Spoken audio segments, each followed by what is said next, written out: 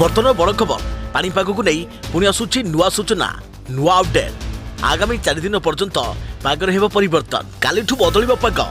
राज्य में केतक स्थान में प्रबल वर्षा सह घड़घड़ी हो पारिबा नहीं संभावना एने सतर्क सूचना जारी कला पानीपाग विभाग सेपटे राज्य को थराउची शीत गाँठू सहर सबुठी थराउची हाड़भंगा शीत आजठू कमिब शीतर परिमाण पुणी नुआ वर्षरू हाड़भंगा शीत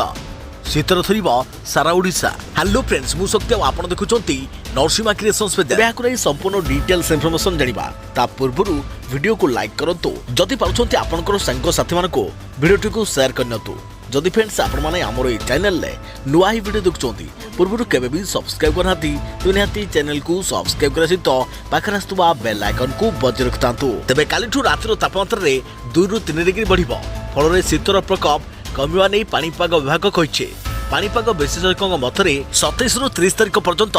राज्य में शीतर प्रकोप कमिब ओडिशा उपरे एक गुरुचाप बलय रहिथारु 27 रु 30 जाए वर्षा सह घड़घड़ीर संभावना रही सेपटे राति तुषारपात एमिति हेबो जे वर्षा भली अनुभव हेबो बोली पानीपाग कहिছে किछि स्थान में घन कुहुड़ी पई सतर्क सूचना जारी करे जाइछे तबे पुणी नुआ वर्षरू तापमात्रा कमिबो बोली पानीपाग विशेषज्ञ कहिसथि आ सेपटे पुणी आसुछि आ एक लघुचाप राज्य में होई पारे प्रबल वर्षा आउ एपटे गाँठू सहर थरुची सारा ओडिशा किछि दिन व्यवधान पर पुणी फेरिची शीत गाँठू सहर थरुची सारा ओडिशा संध्या और सकाल समय शीत बढ़िबार लागिछि राज्यर अधिकांश सहर तापमात्रा 20 डिग्री तले रहिছে विभिन्न स्थान में घन कुहुड़ी देखा जाउछि दृश्यमान दूरता कमिबा सह प्रभावित होउछि यातायात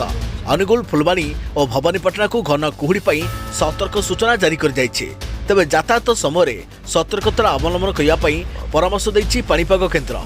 तेबे आसंता 5 दिन जाए समान पाग जारी रहिबो 2 दिन पर राज्य में शीत कमियाको थिबा बेले एबे राज्य में बढ़ुछि शीत विभिन्न स्थान में रातिर तापमात्रा तलक खसिबा सह शीत सामान्य वृद्धि पाइছে गत सप्ताह है लगातार जी उदयगिरी सहर तापमात्रा लगातार ह्रास पाउছে 5 डिग्री जाड़े थरुछि जी Udayagiri Semiliguda 5.5 degree Phulbani 7 degree Koraput 9 degree और दारिंगबाड़ी 9.5 डिग्री रेकर्ड होइছে।